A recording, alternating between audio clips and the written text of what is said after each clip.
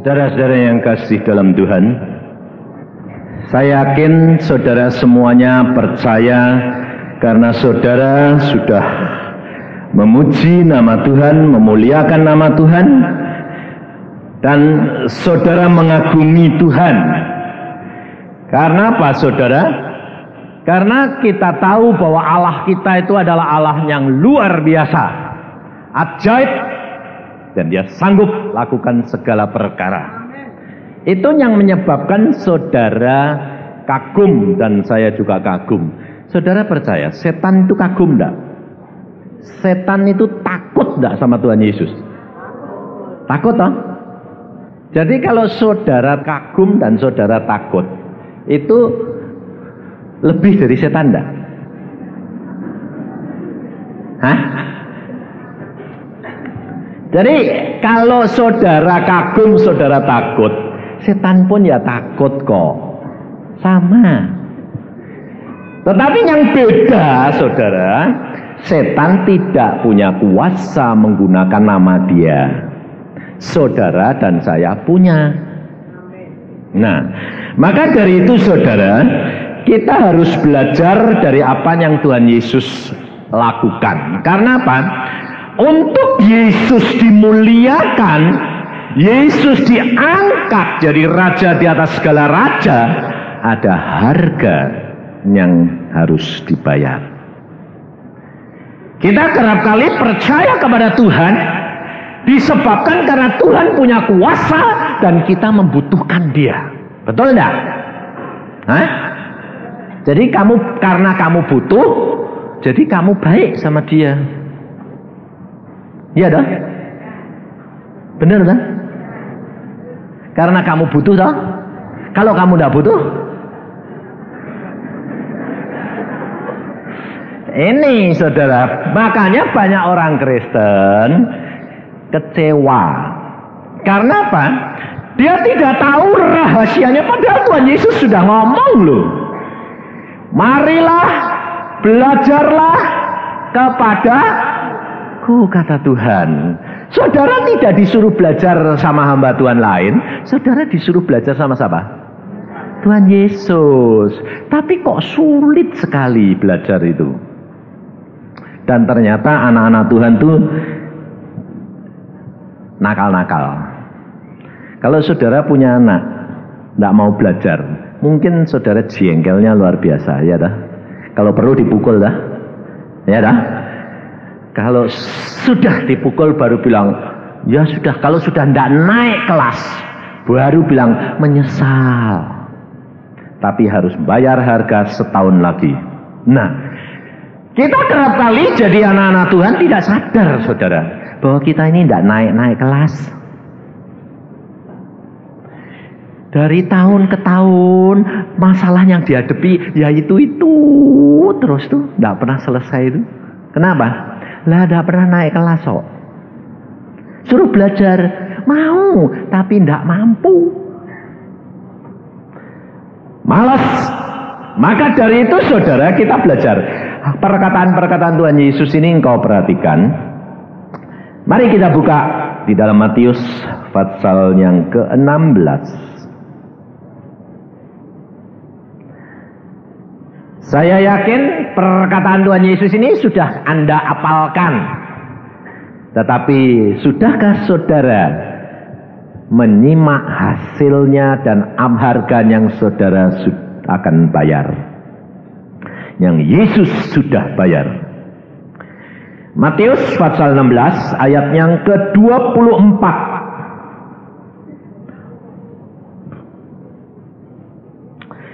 Lalu Yesus berkata kepada murid-muridnya, setiap orang yang mau mengikut aku, ia harus menyangkal dirinya, memikul salibnya, dan mengikut aku.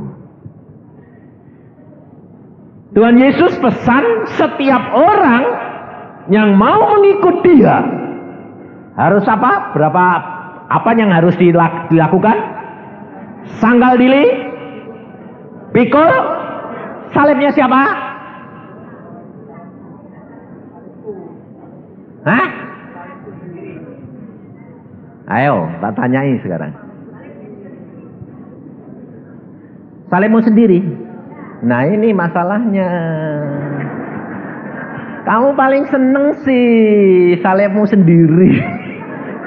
Karena apa kamu seneng salibmu sendiri? Karena kamu selalu kasihan diri sendiri. Selalu merasa salibnya paling berat. Karena salah, pendapatmu salah sih. Sebabnya apa saudara? Yesus mati untuk siapa? Untuk kamu atau untuk Yesus sendiri? Untuk kita toh? Nah, lah kamu mati untuk siapa? Yesus ngangkat salibnya siapa? Salibmu apa salibnya Yesus? Salibmu toh? Lah kamu ngangkat salibnya siapa?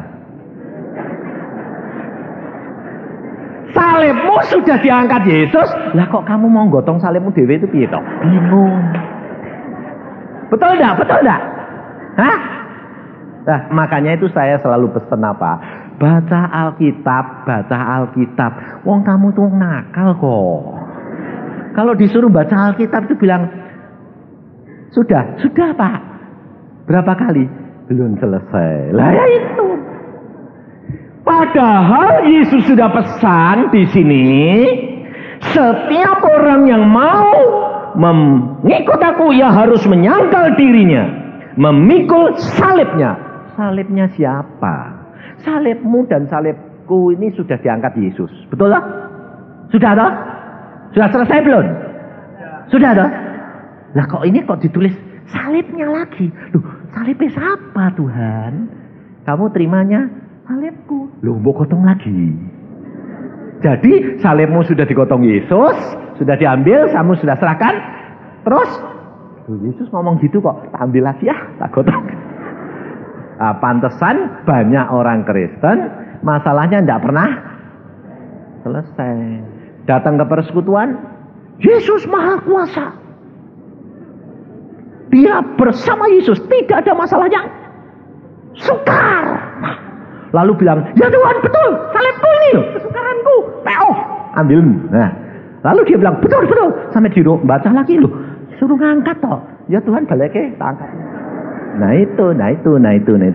Nah, jawabannya ayat ini gimana? Saudara ingat enggak? Yohanes 3 ayat 16. Yohanes 3 ayat 16 itu salibmu dan salib isi dunia ini diangkat Yesus, betul? Karena demikian Allah mengasihi isi dunia, betul dah? Barang siapa yang percaya akan mendapat hidup yang kekal. Karena Yesus bayar, Yesus memikul salib saudara dan saya, isi dunia. Jadi saudara percaya enggak kalau kamu sebetulnya sudah bebas? Amin. Nah kok suruh mikul salib? Salib siapa? Jawabannya di 1 Yohanes 3 juga ayat 16. Loh. Jadi kalau Yohanes menulis 3 Yohanes ayat 16 itu untuk saudara dan saya dan isi dunia, tapi saudara dan saya harus mengangkat salib. 1 Yohanes 3 ayat 16. Apa dikatakan di sana? Ayo baca semua yang keras supaya saudara nempel itu. Jadi saudara harus ingat Yohanes 3. Nanti saudara harus ingat Yohanes 3:16. Ya dah? Saudara juga harus ingat 1 Yohanes 3:16. Gampang loh? Kenapa kok sama Yohanes ditambahi 1? Kenapa kok tidak ditaruh di 2 Yohanes, 3 Yohanes? Kenapa kok 1? Sebab itu 1 kamu dan saya 1. Jadi gampang dong ingetnya. Ayo baca 1, 2, 3. Demikianlah kita ketahui kasih Kristus, yaitu bahwa ia telah menyerahkan nyawanya untuk kita. Jadi kita pun wajib menyerahkan nyawa kita untuk saudara-saudara kita. Jadi salib siapa yang harus digotong? Saudara, salib saudara. Lah kok kamu mau gotong salibmu dhewe? Ini orang Kristen salah. Kesalahan orang Kristen di sini, saudara. Maka dari itu masalah demi masalah mereka tidak teratasi. Maka Tuhan Yesus berkata di dalam Matius pasal yang ke-11, dia berkata, ayat ini jelas sekali. Maka kita harus belajar hari ini. Matius 11 ayat 28, marilah kepadaku semua yang letih, lesu dan berbeban berat, aku akan memberi kelegaan kepadamu. Pikulahku yang kupasang loh. Pikulahku yang kupasang loh. Jadi ini salibnya siapa? Yang dipasang Yesus di dalam pundakmu nih loh. Salibku siapa? Saudaramu, bukan kokmu sendiri. Wong sudah digotong-gotong Yesus kok. Yesus memberi kamu kelegaan. Kenapa? Karena salibmu sudah digotong Yesus. Kamu jadi lega toh. Tapi jangan lalu bilang, aku sudah bebas. Lalu tidak mau gotong salib saudaramu. Pantesan salibmu balik lagi. Padahal Yesus sudah berkata, pikolah. Berarti saudara dan saya harus menanggung. Ku yang kupasang dan belajarlah kepadaku. Yesus berkata, karena aku lemah lembut dan rendah hati, jiwamu akan mendapat ketenangan. Sebab ku yang kupasang itu enak dan bebanku pun ringan. Sekarang saya buktikan. Saudara punya beban berat, diangkat Yesus. Saudara ngangkat beban saudaramu. Kalau kamu punya masalah yang berat, kamu bisa tidur enggak? Hah? Bisa tidur enggak? Pikiran terus enggak? Ya. Tapi kalau kira-kira saudaramu yang punya beban, kamu bisa tidur enak enggak? Bisa enggak? Jadi ringan mana? Ringan gotongi beban orang lain dah, daripada kamu gotong bebanmu dewek dah. Lah jelas sudah dikasih jalan kok enggak tahu napa? Belum ngerti soalnya, betul lah. Makanya baca Alkitab semuanya. Jangan cuma dipotong-potong sing enak-enak toh. Bebanku sudah diangkat Yesus, potong. Loh, lah kok ada ku? Loh, lah kok siapa ini? Tuhan berkata, wajib engkau menyerahkan nyawamu juga untuk saudaramu yang lain. Kenapa saudara cuma dikasih beban saudaramu? Karena Tuhan tahu engkau tidak akan sanggup menanggung isi dunia. Maka Yesus berkata, barang siapa sayang nyawa, dia akan kehilangan. Nah, tapi 1 Yohanes 3 ayat 16 tadi berkata apa? Wajib menyerahkan nyawa. Jadi kamu berani enggak? Seperti Yesus. Maka dari itu saudara. Nah, kita harus perhatikan. Sebab saudara dan saya manusia biasa. Saudara mungkin bilang gitu ya. Ya Pak, Yesus kan Allah. Aku kan manusia Pak. Biasa. Nah, kita lihat saudara, apa yang terjadi. Makanya itu kita belajar di dalam kitab Yunus.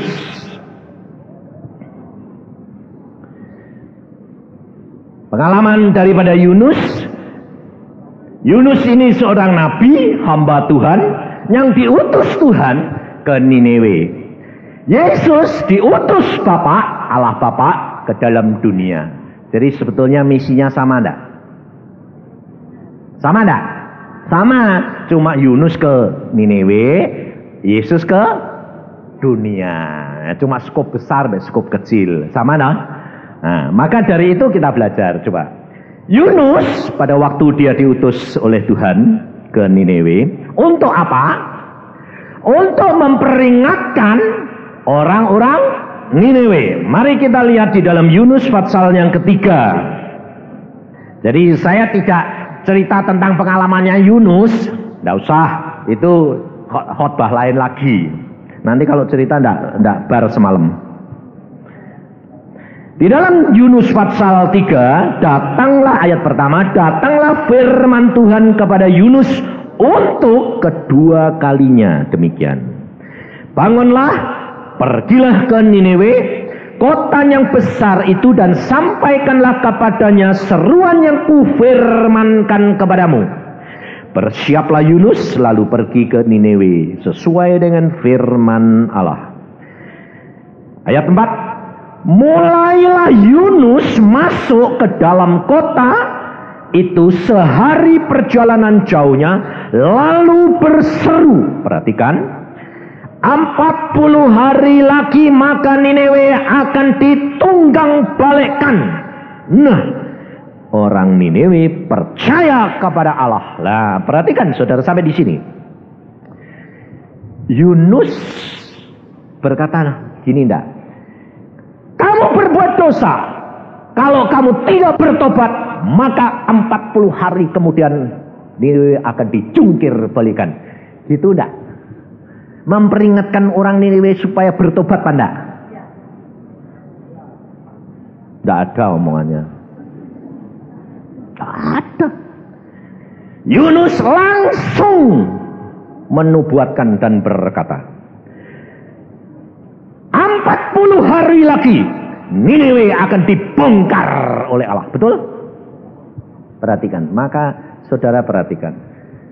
Yunus pada waktu diperintah oleh Tuhan, dia mengatakan, langsung dia mengatakan. Dan apanya ayat Alkitab? Orang Niniwe percaya kepada Allah. Nah, langsung pada waktu Yunus mengatakan begitu, Yunus kepingin lihat enggak?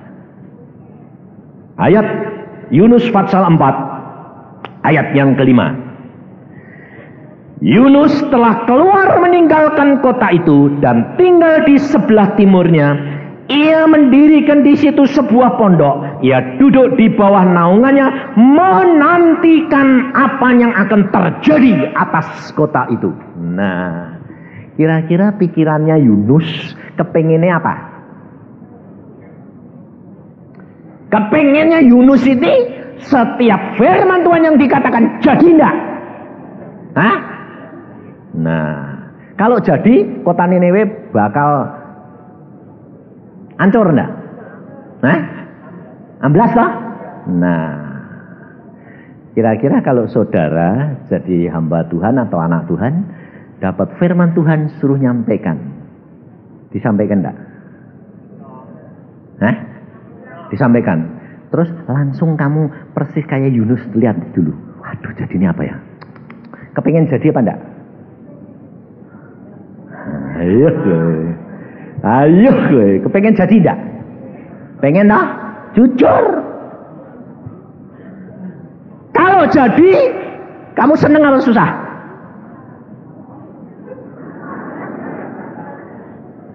Seneng. Kenapa? Wah, hamba Tuhan yang dipakai hebat, betul? Kalau tidak jadi,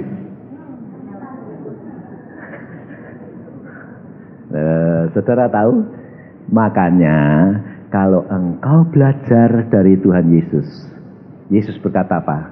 Belajarlah kepadaku, karena aku lemah lembut dan rendah hati. Saudara kita, setiap orang, Tuhan berkata, coba perhatikan di dalam Markus pasal yang ke-16. Apa kata Tuhan? Markus pasal 16 ayat yang ke-17. Tanda-tanda ini akan menyertai orang-orang yang percaya. Mereka akan mengusir setan-setan demi namaku. Mereka akan berbicara dalam bahasa-bahasa yang baru bagi mereka. Mereka akan memegang ular, dan sekalipun mereka minum racun maut, mereka tidak akan mendapat celaka. Mereka akan meletakkan tangannya atas orang sakit dan orang itu akan sembuh. Tanda-tanda ini menyertai orang buat siapa? Yang memberitakan, hamba Tuhan, atau yang dengar? Dua-dua.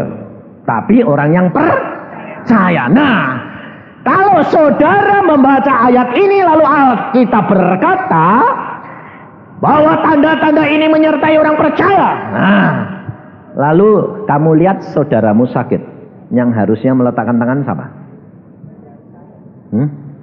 Tapi ternyata nyatanya kamu cari hamba Tuhan enggak? Nah, kalau kamu cari hamba Tuhan itu, kamu ini percaya firman apa enggak? Hah? Enggak dah? Nah itu makanya saya bilang apa?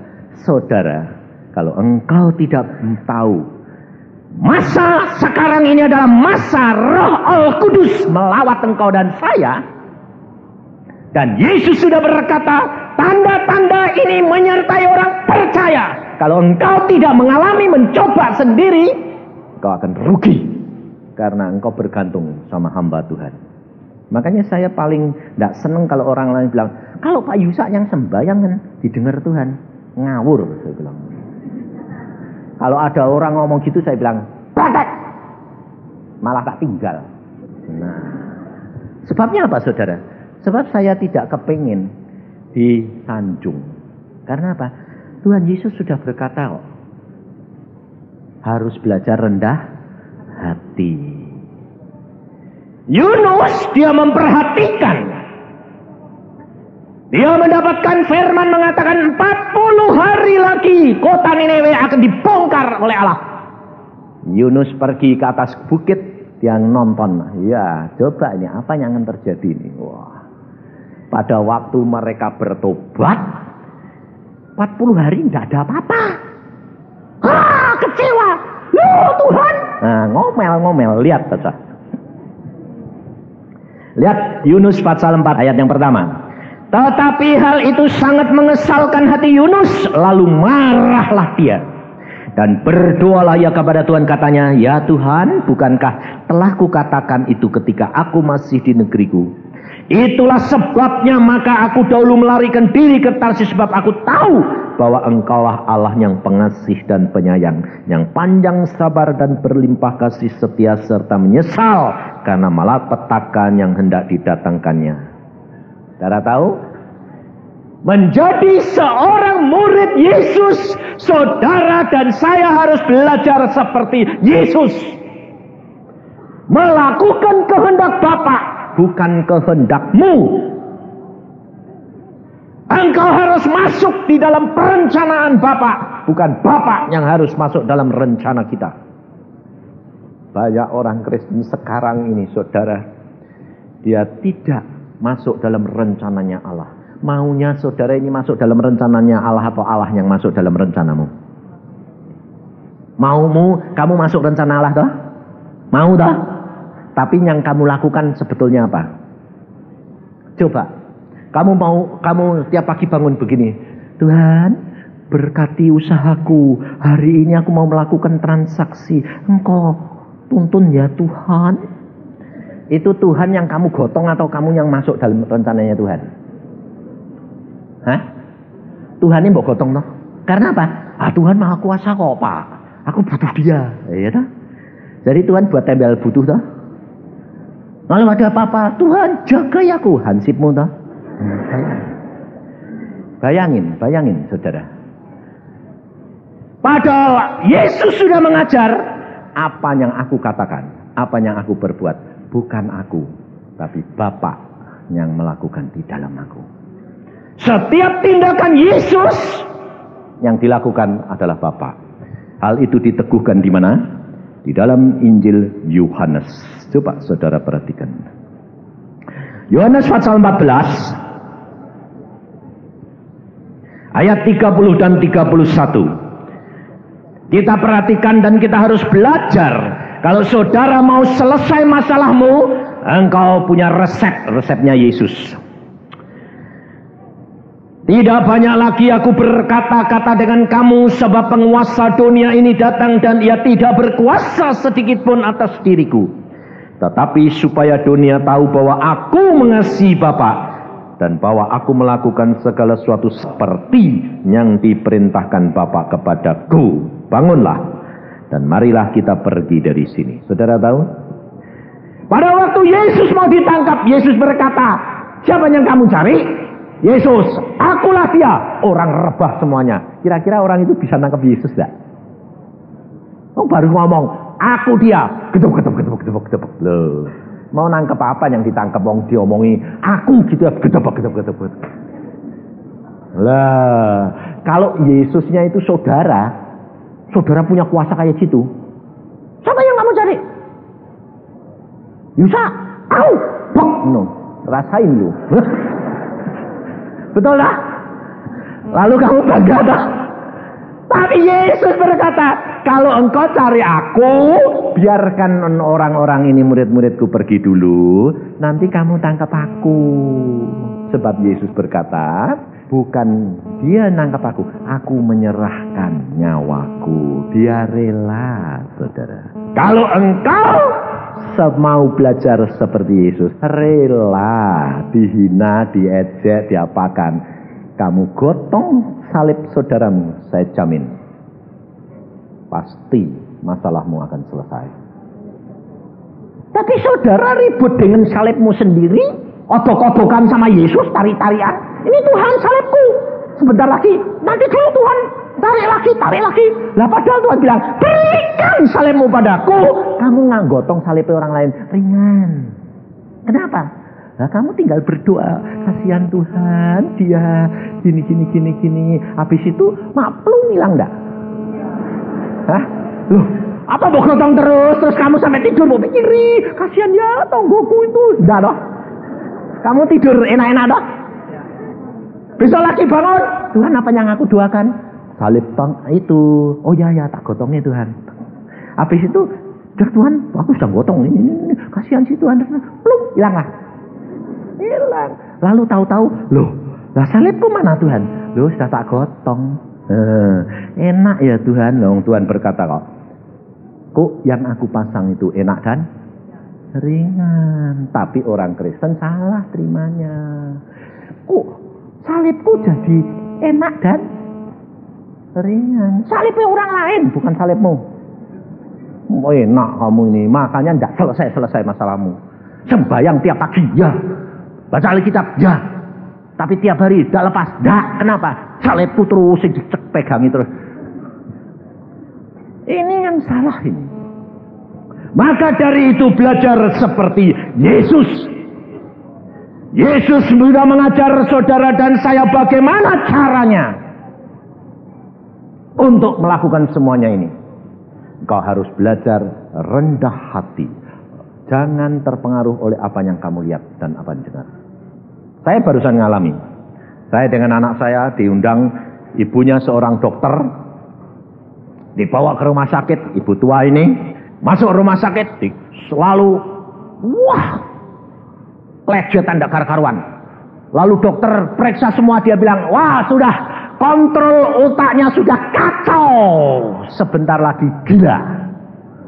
Sebabnya dikasih obat apa saja untuk orang gila, tidak mempan. Akhirnya malam-malam saya diundang, saya pergi dengan anak saya. Aki, sekarang ada di situ. Ya sekarang saya seorang penginjil juga, jadi ayo ikut Den. Ikut. Sampai sana saudara, waduh ibu ini sudah keluarganya kumpul semua, kelejutan. Waduh kalau sudah gitu, sudah tidak ada malu lagi karena tidak sadar. Pakaian semua sudah bubar, kacau, lari ke kemana. Saya bilang, aduh Tuhan, orang tua ini kok dipermalukan di depan anak mantunya kayak gini, cucu-cucu aduh. Lalu saya datang, saya berdoa. Saya bilang, Tuhan, apa yang aku harus lakukan? Ini kan salibnya orang, betul dah? Bukan salibku toh? Aku diundang kok. Saya bilang, Tuhan, ini salibnya apa? Tak gotongnya. Lalu Tuhan berkata, sakit hati. Aduh Tuhan, sakit hati. Lah gotongnya piye? Aduh. Oh, ada setan nih. Oh, ada setan nih. Terus anak saya melihat, opah, dililit ular opah. Makanya dia itu kelejetan, gua goyang terus karena, oh ya betul. Oke, bayang. Tuhan Yesus, aku mau gotong ini beban saudara kita ini. Lalu saya angkat, Tuhan, Engkau mengasihi, aku mengasihi dia juga. Lalu saya berkata, Tuhan ampuni. Aku minta kepadamu pengampunan ini. Nah, setelah itu Tuhan bilang, sekarang lepaskan dia. Nah, setelah itu saya lepaskan. Dalam nama Tuhan Yesus, setan lepas, minggir. Yesus sudah berkata, amin, selesai. Pergi, selesai. Lalu kalau saya gitu, saya buka mata, orang ini masih kelejetan enggak? Masih. Kepengennya saudara dalam nama Yesus. Tenang, itulah. Ya dah, kalau sudah tenang gitu, keluarga lihat, wah hebat ini. Lalu yang hebat Yesus atau kamu? Nah, kepengennya kamu dah. Kamu lah, saya enggak model gitu, sudah belajar dari Tuhan. Enggak mau jadi Yunus. Waktu saya berdoa, selesai. Saya bilang, saudara, dokter bilang, sudah Pak? Sudah. Loh kok masih kelejetan? Tidak masalah. Ayo, bisa dah? Belum bisa toh? Makanya banyak orang ngusir. Kalau ada orang kerasukan dilayani sampai semalam suntuh. Karena apa? Ribut sama setan nih. Lah kok belum? Genjot lagi. Lalu keroyok orang banyak, iman perombongan, ayo bertambah. Tapi kalau saya enggak masalah. Wong tadi Tuhan sudah ngomong kok. Lepaskan dan dia akan tenang. Nah, saya bilang, saya sudah lepaskan Tuhan dan dia akan tenang. Relax. Saya keluar, dokter ikut. Sudah Pak. Loh kok cepet sih Pak? Cuma 5 menit. Lah ngapain? Mau urusan kok lama-lama? Pusing amat urusan sama setan tuh, jangan ngurusi setan, mau bilang. Saya pulang. Ya enggak tanya. Besoknya bagaimana? Enggak urusan. Saya enggak mau tanya, enggak mau merhatiin. 2 minggu kemudian saya tadi malam saya khotbah di rumah, ada mak tua sama anaknya. Saya lihat, enggak tahu saya kalau orang itu udah tahu. Sudah selesai dia, Pak Yusa, terima kasih. Terima kasih apa? Aku udah ngutangi kue. Loh, saya ini yang didoakan tuh loh Pak. Kapan? Itu loh yang kelejetan di rumah sakit. Hah? Oh kamu tuh. Loh sananya bilang, ya itu Pak, Bapak pulang. Waktu itu kan Bapak sembayang terus habis itu kan masih ribut Pak. Iya, tambah ribut Iya. Tambah goyang semua. Iya. Terus Bapak pulang. Demikian Bapak pulang, kayak orang itu kena hipnotis. Pas tidur sampai sembuh Pak.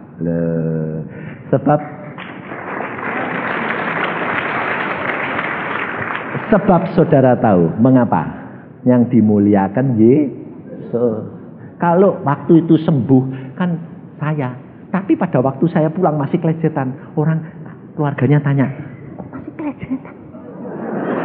Udah ditinggal lagi. Saudara kepengennya kalau sudah hamba Tuhan berdoa beres baru pulang dah. Iya dah. Belajar. Percaya enggak? Kalau setiap doamu pasti didengar bagi orang percaya. Karena tanda-tanda ini mengikuti orang percaya. Jadi saudara itu tidak usah pusing. Sebab Alkitab ngomong apa? Coba baca di dalam Markus 16 tadi. Alkitab ngomong apa? Coba. Sebab saudara, makanya itu saya suruh baca terus itu loh. Sebab kuncinya di sini semua. Ayat 20. Markus 16 ayat 20. Mereka pun pergilah memberitakan Injil ke segala penjuru, dan Tuhan turut bekerja dan meneguhkan firman itu dengan tanda-tanda yang menyertai. Siapa yang turut kerja? Tuhan. Jadi kamu cuma sekedar alat. Jadi kalau Tuhan ngomong, sampaikan. Alkitab berkata tanda ini, orang sakit sembuh, dalam nama Tuhan Yesus sembuh. Jangan kamu bilang, lu kok tidak ada apa-apa? Lah, karena kamu kurang percaya. Sudah amin, sudah. Nanti sudah amin, lalu orang, belum Pak, saya sembahyang lagi. Wah, lu kalau sudah 2 kali itu berarti kepercayaan tinggal separuh. Sembahyang lagi ketiga kali tinggal sepertiga. Sembahyang lagi habis lu.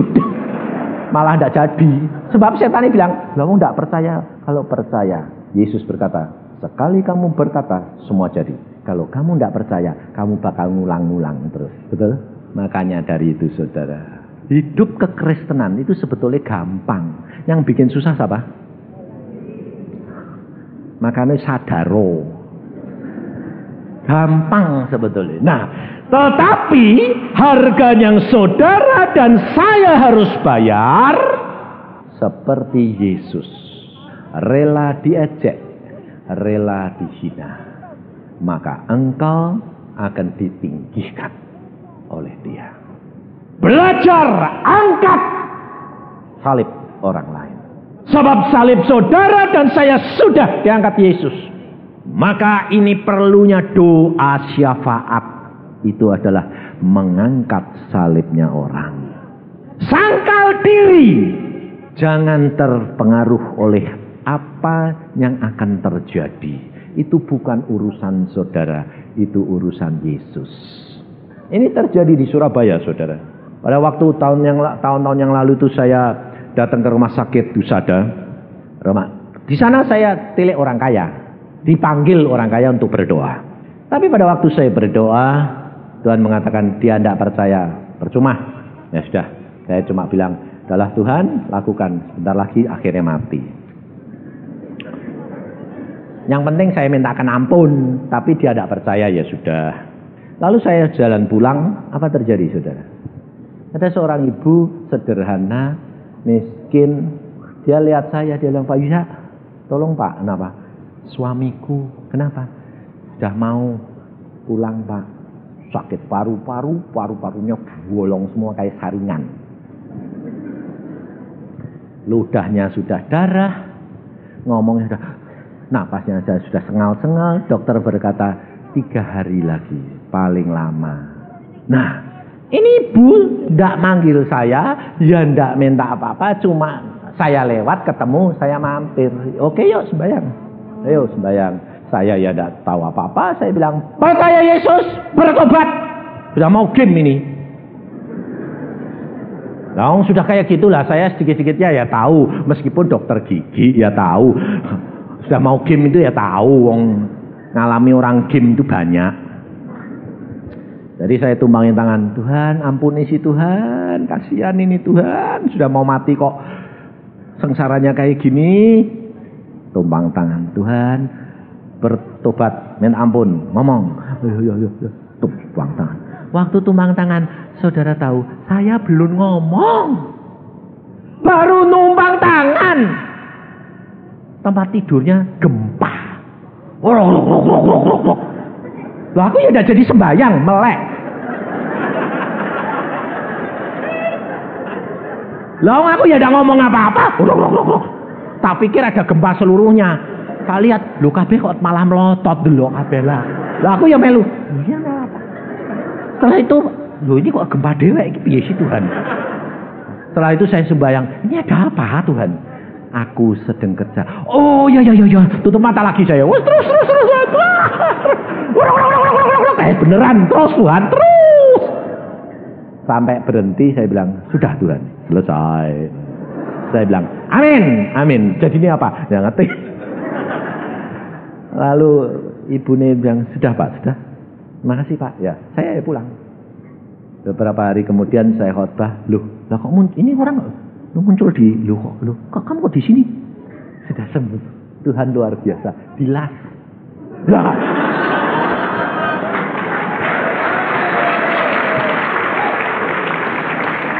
Yang ngerjain siapa? Bukan saya, ngaku sembayangnya belum. Di sini berkata apa? Tanda-tanda ini mengikuti orang dia meletakkan Tangan. Lah saya cuma meletakkan tangan kok. Orang ngomong Bapak kok. Tahu-tahu orang-orang aku yang bingung dhewe. Oh, ada apa Tuhan? Aku kerja. Oh ya wis beneran terus. Loh, sebetulnya enak lah saudara. Maka dari itu hidup kekristenan ini loh saudara. Kalau kamu berdoa untuk orang lain, kamu harus seperti Yesus. Kalau kamu mengangkat salib orang lain, harus seperti salibmu sendiri. Jangan lalu bilang, gak apa-apa, salib orang lain kok. Kalau kamu sedang sibuk, nanti dulu. Nanti angkat lagi. Gak bisa, saudara. Engkau harus angkat seperti dirimu sendiri. Maka salibmu akan diangkat oleh Yesus. Jangan sibuk dengan urusan salibmu. Sibuk apa yang Yesus katakan dan itu lakukan. Saya jamin semuanya akan beres. Sebab Alkitab sudah berkata, kasihi sesama manusia seperti dirimu sendiri. Tetapi kamu harus mengasihi Allah dengan segenap hati, pikiran, dan kekuatan. Maka jangan cabang-cabang. Maka saya jamin masalahmu mesti selesai. Yang menjadi kesulitan adalah apa? Saudara tidak bisa melepaskan masalahmu dari akalmu. Sehingga kamu tidak bisa tidur. Itu saudara. Maka dari itu tenang saja. Saya ini praktek sungguh. Kemarin dulu istri saya sedang menikmati akuarium gini. Tahu-tahu dia nengok gini, klek gitu. Klek gitu. Loh yang klek. Aku bilang ada apa? Waduh, rasanya fly nih. Jangan-jangan aku mati hari ini. Saya bilang, "Dalah," saya pencet-pencet bilang, "Tuhan, ada apa ini?" "Tak apa-apa." "Ya wis, tidak apa-apa." Loh, perasaannya tidak karu-karuan gini, yang rasanya mau mati loh. Ayo masuk kamar, tidur, sembahyang, ngucap syukur. Pulang bablas wis turu, langsung tidur. Langsung dia tidur.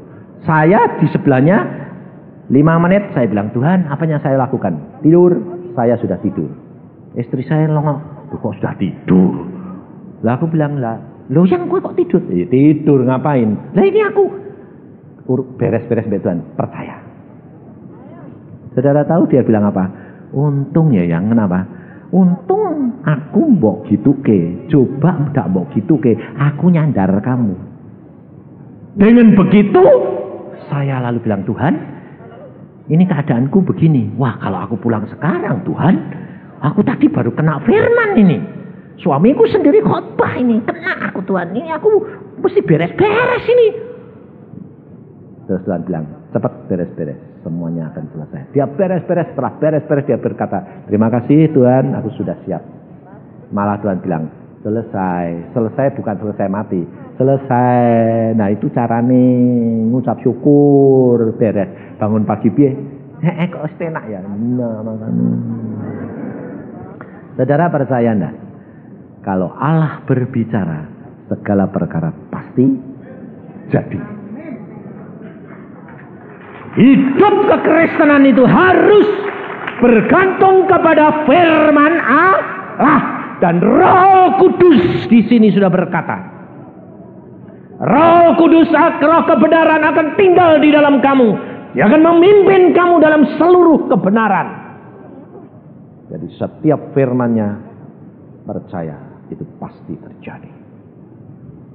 Engkau tidak perlu khawatir, karena masa ini saudara, masa yang sangat-sangat sulit. Tuhan berkata, tahun ini Tuhan berkata apa? Roh percidraan sudah aku lepaskan. Kasihan anak 10. Itu kuncinya. Maka dari itu saudara, siapkan dirimu.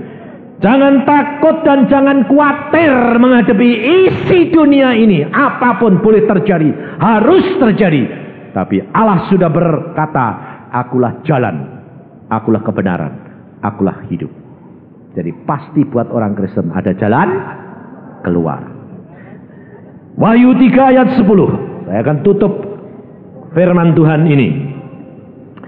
Karena engkau menuruti firman-Ku untuk tekun menantikan Aku, maka Aku pun akan melindungi engkau dari hari pencobaan yang akan datang atas seluruh dunia untuk mencobai mereka yang diam di bumi.